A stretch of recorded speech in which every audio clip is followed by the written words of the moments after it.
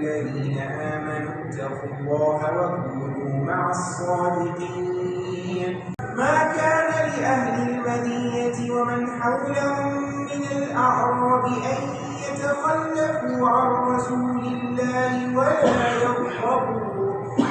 يرغبوا بأنفسهم عن نفسه، ذلك بأنهم لا يصيبهم ظمأ ولا مخمصة في سبيل الله ولا يطعون موطئا يغيظ الكفار ولا ينالون من عدو نيلا إلا كتب لهم به عمل صالح، إن الله لا يضيع أجر المحسنين.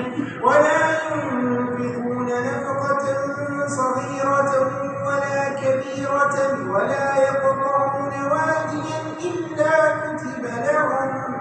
إلا كتب لهم ليجزيهم الله أحسن ما كانوا يعملون.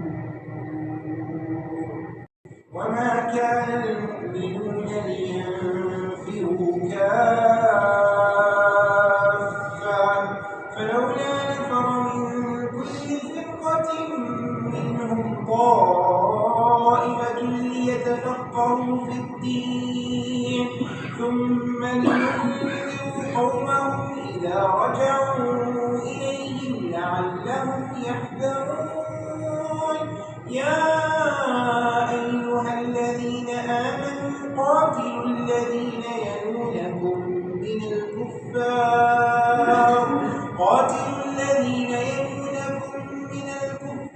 وليجدوا فيكم غلظة واعلموا أن الله مع المتقين.